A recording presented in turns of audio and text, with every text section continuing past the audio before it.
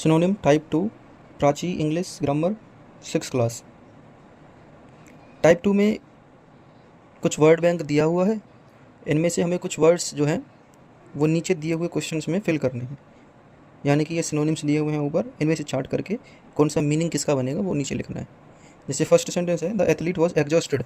Exhausted का मतलब होता है थका हुआ होना, और थके हुए होने को कहते हैं टायर। तो टायर वर्ड देखना पड़ेगा हमें इसमें है या नहीं है, या फिर कुछ और वर्ड है क्या थके हुए के लिए। टायर्ड है इसमें, तो हम लिख देंगे थके हुए का आता है tired. Second is filthy. Filthy का मतलब होता है बहुत गंदा। तो बहुत गंदे को हम क्या कह सकते हैं, डर्टी। डर्टी या फिर कुछ और भी कहेंगे, अगर डर्टी है तो पहले वो देखते हैं। डर्टी कहाँ है, डर्टी है इसमें, तो dirty answer is the correct. Next is my friend had a big smile. Big smile, बहुत बड़ी स्माइल को इसमें क्या वर्ड मैच कर सकता है देखते हैं। ग्रिन, ग्रिन मिल गया हमें, तो green is big smile. Next is enjoyable. Enjoyable का मतलब होता है खुशी खुशी, तो खुशी खुशी को हम कहेंगे इसमें pleasant. Next is miniature. Miniature word है, ये बताता है हमें छोटी छोटी चीज़ों को, छोटी छोटी चीज़ें जैसे कि टाइनी थिंग्स। तो टाइनी वर्ड हमें सबसे ऊपर मिल चुका है, tiny. Next is long, too long, बहुत बड़ा। तो टू लॉन्ग को हम कहेंगे लेंथी कह सकते हैं, तो लेंथी इज, हाँ लेंथी है हमारा।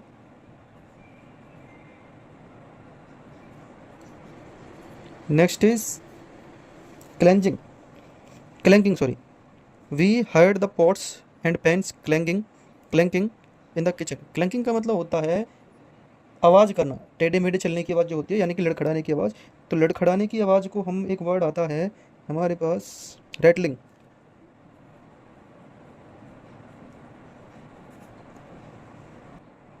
Next sentence is momentous. Momentous का मतलब हमारे पास आएगा जो ज़्यादा इंपॉर्टेंट हो, जिसको हम याद रख सकें बहुत दिनों तक, तो इम्पोर्टेंट।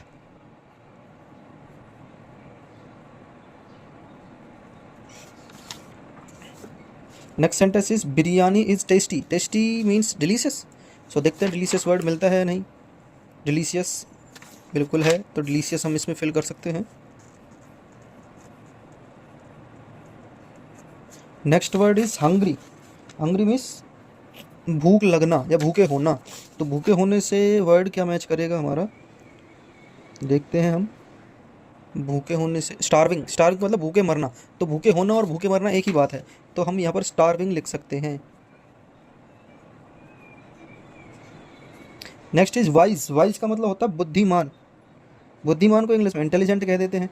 तो देखते हैं कौन सा वर्ड मिलता है हमें, कनिंग मिलता है या इंटेलिजेंट। इंटेलिजेंट मिल गया, तो इंटेलिजेंट इसका आंसर सही है, intelligent.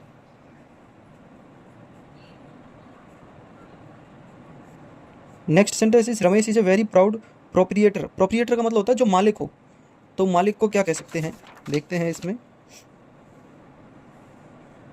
Starving, think about, alert, rich, tired, owner बिल्कुल कह सकते हैं, ओनर आ गया वर्ड, तो owner is the correct answer. Owner means मालिक। Next is pleasantries. We will the walkers exchange pleasantries and then continued walking on the streets. Pleasantries का मतलब होता है किसी का अभिवादन लेना, यानी कि किसी से नमस्कार करना।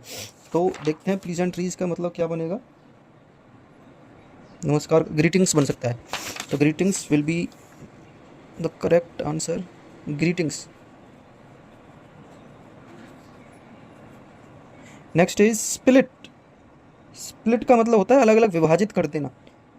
We always split the house work equally, तो हम अलग अलग बांट लेते हैं, बांटना, विभाजित करना। तो स्प्लिट का मतलब देखते हैं क्या बनता है हमारा, डिवाइड करना कहते हैं, डिवाइड है हमारे पास, तो divide will be the correct answer. Next word is trace. Trace का मतलब कबाड़ा। कबाड़े को इंग्लिश में गार्बेज कह देते हैं हम, तो गार्बेज देखते हैं है क्या, गार्बेज है, तो गार्बेज आंसर हो जाएगा इसका।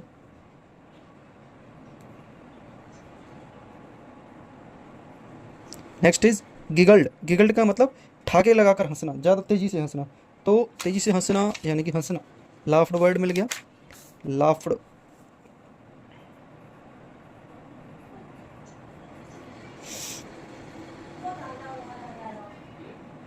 Next is stroll in the park. Stroll का मतलब घूमना।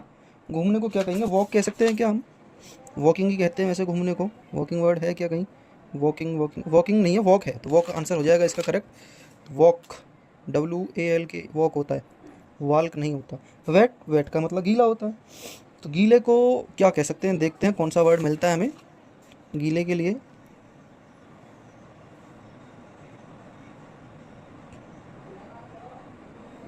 डैम्प वर्ड मिला है। डैम्प का मतलब होता है नमी भरा। आपने देखा होगा दीवारों के लिए ज़्यादा यूज होता है नमी भरा। दीवारों पर जब पानी आ जाता है तो उसको डैम्पिंग कहते हैं हम। तो डैम्प वर्ड है इसका, नमी भरा। Next sentence error. एरर का मतलब मिस्टेक, गलती। तो मिस्टेक देखते हैं कहाँ पर है। मिस्टेक, मिस्टेक है, मिस्टेक आंसर हम लगाएंगे इसमें। Next is wealthy. वेल्दी का मतलब पैसे वाला। पैसे वाले को रिच कहते हैं इंग्लिश में। रिच हम लिख सकते हैं इसमें, रिच। रिच, रिच वर्ड है हमारे पास। Wealthy means rich. Next is keen. Keen means उत्सुक। उत्सुक को इंग्लिश में कह देते हैं ईगर। इसको तो हम बिना देखे भी लिख सकते हैं। Next sentence is the plant is rich in vitamins and minerals that nourish. Nourish का मतलब होता है पालन पोषण करना या फिर पोषण करना, जिसको नर्चर, नर्चर भी कह देते हैं हम। नर्चर देखते हैं वर्ड है क्या हमारे पास? नर्चर्स बिल्कुल है, nurtures. Next sentence is evaluate. Evaluate का मतलब होता है मूल्यांकन करना, नंबरों को या फिर दोबारा से उसी चीज़ की गणना करना, जांच करना।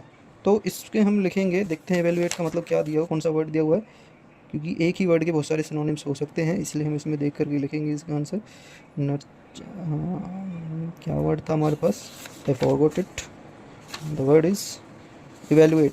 सो what is the evaluate? Meaning of evaluate, meaning of evaluate is access, assess, ASSESS, this will the correct option. Gratitude. Gratitude मतलब आभार व्यक्त करना।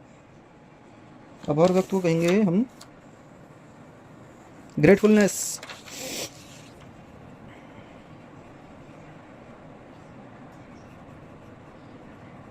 Grateful. Pondered. The meaning of pondered is विचारना, किसी चीज़ के बारे में सोचना। She pondered for movement before replying, सोचा। तो पॉन्डर्ड को हम थिंक भी कह सकते हैं, यानी कि think about. Next is meticulous. The word meticulous, he was meticulous about hygiene. Meticulous का मतलब होता है किसी चीज़ के बारे में ज़्यादा केयर करना, यानी कि केयरफुल, चिंतित,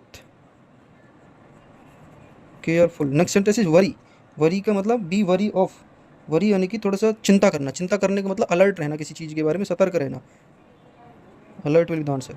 आई am a bit too frugal to splash out of the designer clothes. Frugal का मतलब होता है मितव्ययी। मितव्ययी को हिंदी में कहते हैं जो पैसा ज़्यादा खर्च ना करता हो, यानी कि पैसे बचाने वाला। उसको हम देखते हैं क्या कहते हैं। थ्रिफ्टी बच जाएगा हमारे पास शायद, जहाँ तक भी है थ्रिफ्टी है, thrifty. We will use the word thrifty, THRIFTY, thrifty. So we have completed the synonyms of class 6th Prachi English grammar.